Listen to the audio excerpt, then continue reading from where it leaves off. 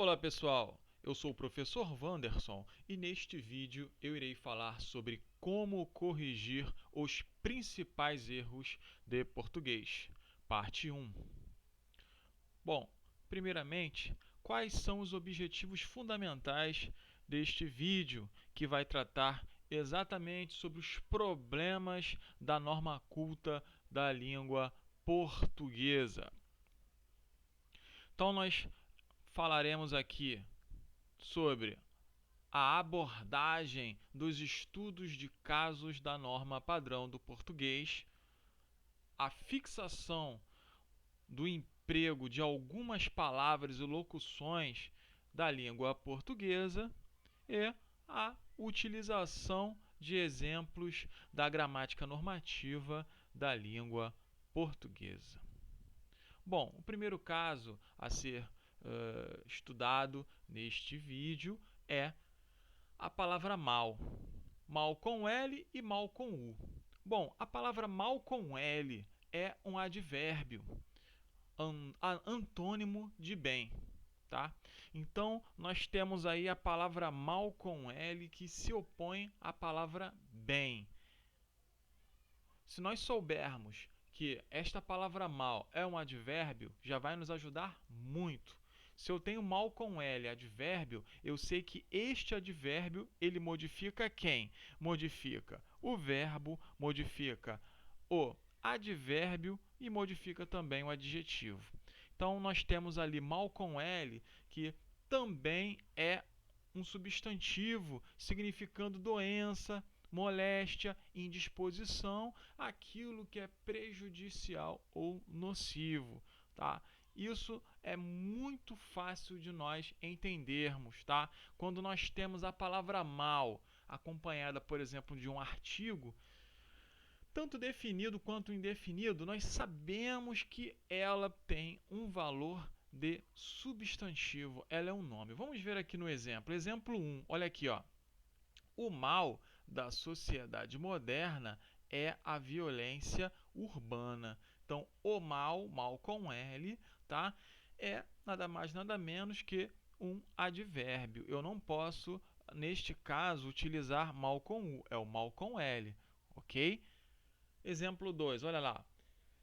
A raiva excessiva poderá causar o ou o que? Mal-estar. Reparem uma coisa. Aqui eu coloquei entre parênteses o artigo definido o e o artigo indefinido um. Então nós temos aqui o ou um. Então eu poderia falar que a raiva excessiva poderá causar o mal-estar ou um mal-estar. Eu coloquei as duas maneiras para que nós saibamos que, neste caso, nós temos aqui um mal acompanhado de hífen, é o mal hifenizado. Este mal hifenizado, ele é uma voz ativa. Sempre voz ativa, eu tenho artigos definidos aqui, tá? Artigos definidos ou indefinidos. Então nós temos aqui o exemplo 3, que diz assim: ele não teve mal-estar pela ressaca. Esse mal-estar aqui é diferente do mal-estar anterior. Por quê? Este mal-estar aqui, ele tem um sentido passivo. Reparem que acompanha aqui uma preposição, tá? Que é a preposição de valor passivo. Então, este mal-estar sem hífen, ele é uma voz passiva sempre, tá? Então, nestas construções, nós utilizaremos o mal-estar sem hífen. Não confundam o mal-estar sem hífen com o mal-estar com hífen acima, que tem o valor ativo. Bom, quarto exemplo, não seja mal educado, tá? Observem, quando eu digo não seja mal educado, eu estou dizendo que a pessoa ela não teve uma boa criação, ela não teve uma boa formação, ela é mal criada. A voz aí é uma voz ativa. Quando eu falo me dirigindo a alguém. Olha, você é mal criado, você é mal educado. Então, aqui neste caso aqui, nós temos uma hifenização, ou seja, um hífen aqui, mal educado. Porque a palavra mal educado aqui tem semelhança com a palavra mal criado. Se eu substituir, fica não seja mal criado. Repare que não há nenhum tipo de problema quando eu substituo, tá? Então, neste caso, há hífen. Quinto exemplo, ele não foi mal educado pelos pais. Nesse caso, nós não teremos hífen, tá? Porque a voz é passiva e equivale a alguém não educou, ok? Então, ele não foi mal educado, ele não teve alguém que o educou pelos pais, né? Os pais não o educaram, tá? Aqui nós temos a construção que diz que foram os pais que educaram bem o filho, tá? Os pais foram, mas ele não quis seguir a educação. Então, nessa construção, o sentido mais, digamos, gramatical é entender que quando eu não uso o hífen, tá? Eu tenho uma construção passiva, tá? Nesse caso aqui. Então, não confundam estes exemplos. Eles são bem claros. Bom, a próxima definição para mal é o mal com U. Mal com U é um adjetivo, antônimo de bom. Significa ruim, imperfeito, que causou mal ou prejuízo. Tem como plural maus e como feminino a forma má. Ok? Olha lá o exemplo. Ele é um rapaz mau. Olha aqui, ele é um rapaz mau, ou seja, ele não é bom. Ponto e vírgula. Só pratica o mal com L, tá? Este mal com L já dá um sentido diferente que vai fazer com que seja prejudicial, porque ele ele é a oposição de bem, tá? Ele equivale à ideia de nocivo, ok? Exemplo 2. Uma pessoa, olha lá, má precisa se responsabilizar por seus atos.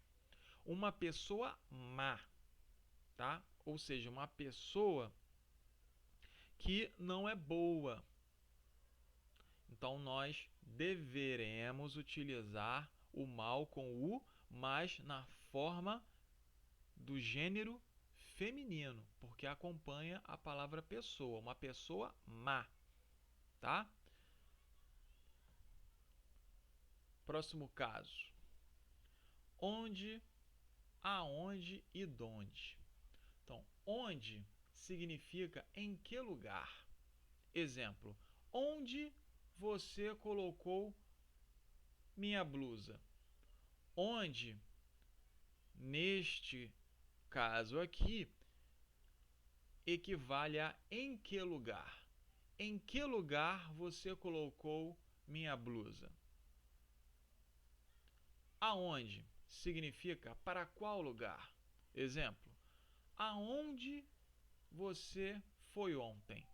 Então, aonde nós temos este a aqui no início, que equivale a uma preposição para, que dá a ideia de finalidade. Para qual lugar? Este a aqui na frente equivale ao para. Para onde? Eu poderia substituir utilizando para onde? Para onde você foi ontem? Terceiro modelo, o donde significa de qual lugar. De qual lugar? Exemplo, de qual lugar, né? Donde ela veio? Donde ela veio? De qual lugar ela veio? Então fica bem claro estes três casos. Passando para a próxima etapa, seria o mais com S e o mais com I. Olha aí. Olha a confusão que muitos fazem na hora de escrever. Então, mais sem o i, tá? Esse mais aqui é o que? É uma conjunção adversativa com o valor de porém, contudo, todavia, entretanto, no entanto, etc, etc, etc.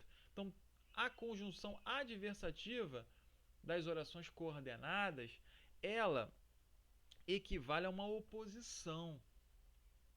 Ela também pode ser chamada de contrastiva, tá? Então, eu faço a substituição para que eu não erre. Vamos ver um exemplo. Eu iria ao cinema, mas não tenho dinheiro. Reparem que este mais equivale ao porém, tá? Eu substituí para que eu não erre, para que não haja nenhum tipo de problema, ok? Mas com i é um advérbio de intensidade. Além disso, pode dar uma ideia de adição, acréscimo, soma. O mais possui o sentido oposto a menos.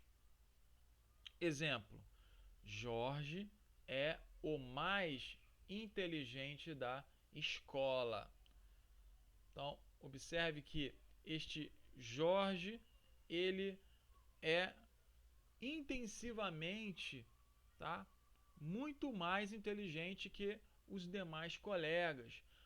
E esta palavra mais, ela vai se opor à palavra menos. Tá? Eu não posso aqui colocar mais com S, porque o mais com S é uma conjunção. E aqui eu preciso de um advérbio. Então, o mais é com I, que dá a ideia de intensidade.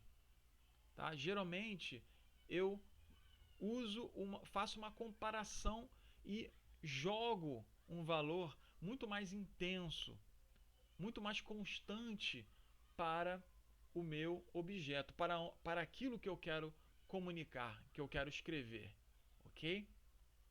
Próximo caso. Senão separado e o senão junto. Senão junto significa caso contrário, a não ser. Exemplo: nada fazia senão reclamar. Então, nada fazia a não ser reclamar. Exemplo 2. Estude bastante, senão não sairá sábado à noite. Estude bastante, caso contrário, não sairá sábado à noite. Senão separado ocorre em orações subordinadas adverbiais condicionais. Equivale a caso não. Exemplo 1.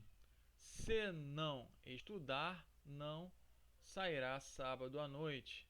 Caso não estude, não sairá sábado à noite. Tá? Então, esse se na frente, ele pode ser substituído rapidamente pela palavra caso.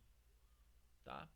Então, exemplo 2. Caso não tenha saído, haverão medidas cabíveis. Caso não, se não tenha saído. Sem nenhum problema, nós conseguimos entender.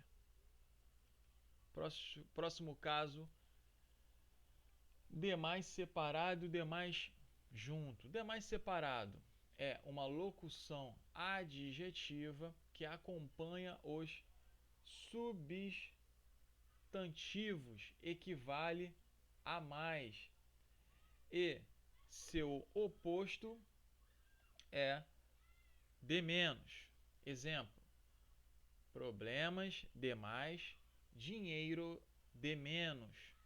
Então, nós temos aqui uma locução adjetiva que sempre balanceia, né? Sempre quer mostrar o que é menor e o que é maior, o que é maior e o que é menor, sempre fazendo esta equivalência de mais e de menos. Tá? Então, aqui eu tenho a construção que é utilizada separada, de mais.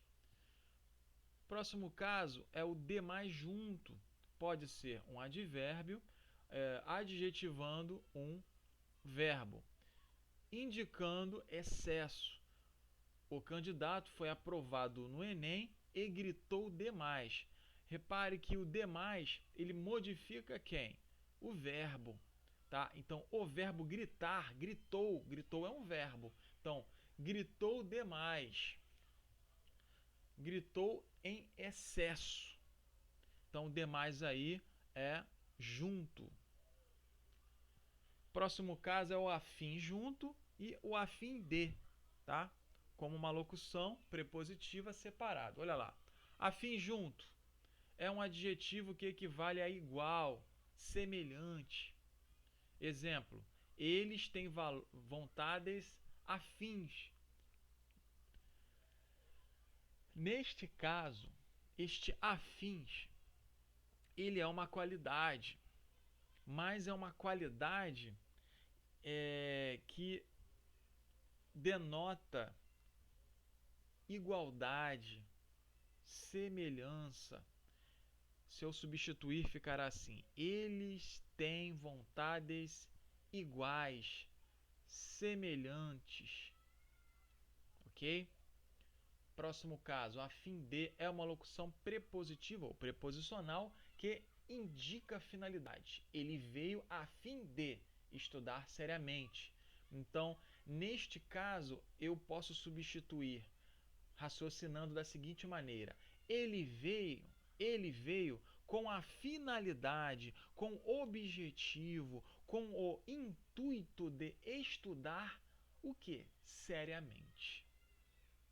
Próximo caso. Porque junto, sem acento, porque junto com acento, porque separado sem acento e o porque separado com acento. Então, 7.1, porque junto e sem acento. É uma conjunção subordinada causal, que também pode ser conjunção subordinada final ou conjunção coordenada explicativa, tá? Então, eu tenho um ou outro. Nós temos que analisar a frase para identificarmos qual é a classificação. Então, exemplo: Paulo foi aprovado no exame porque junto, né? Olha lá, porque estudou bastante. Próximo exemplo. Próxima definição, me perdoe. 7.2, porque junto com acento. Olha lá, é um substantivo. Sempre que eu tenho aqui o porquê junto com acento, eu tenho um nome, eu tenho um substantivo. Por esse motivo, apenas poderá ser utilizado quando for precedido de artigo ou os, pronome adjetivo meu, meus, estes, esses, aquele, aqueles, quantos. Olha lá, ou numeral 1, 2, 3, 4. Exemplo: diga-me o porquê das novas recomendações. Então, o porquê tem um valor o quê? De substantivo. O valor é substantival. É um termo substantivado. Por isso que nós utilizamos o artigo ou um pronome adjetivo no início dele e sempre ele é acentuado com este circunflexo aqui, ok? 7.3, porque separado sem acento? É a junção, união da preposição por com o pronome relativo que. Tá? Então, exemplo: todos querem saber por que separado motivo o trânsito está parado. Ok? Então, por que aqui é separado? Porque tem o valor de pelo qual. Né? Todos querem saber por qual motivo. Né? Pelo qual, por qual motivo. Né? Por qual motivo o trânsito está parado? Todos querem saber por qual motivo o trânsito está parado. Melhor dizer por qual, não pelo qual. Por qual motivo o trânsito está parado? 7.4. Por que separado e com acento? Usa-se porque separado e com acento quando houver a junção da preposição por com o pronome interrogativo que. Exemplo, estamos discutindo por quê. Então, ele sempre é utilizado ao final da frase e sempre ele encostado nesta interrogação e ele sempre acompanha o acento circunflexo. Ele é sempre acentuado. Este modelo é sempre acentuado. Este modo de utilização do porquê é sempre separado e acentuado ao final da frase. Então aí, para finalizar, nós temos uma tirinha com os 4 modelos de porquê que eu selecionei cuidadosamente devido às complicações que muitos alunos têm ao estudarem as suas distinções. Então aqui, por que é separado? Olha lá, ele já está dizendo que ele é e ele já vem escrito. Olha lá, mas não tem um acento. Por que não é junto?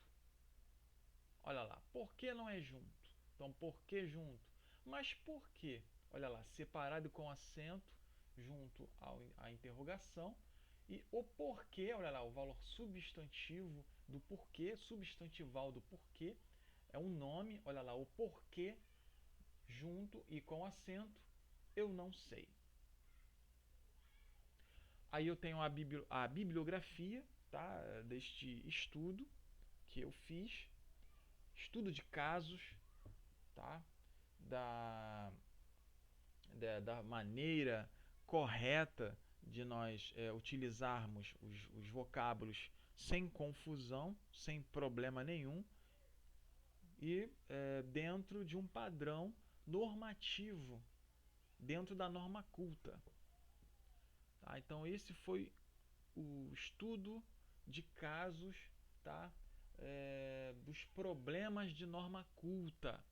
Muito obrigado pela atenção.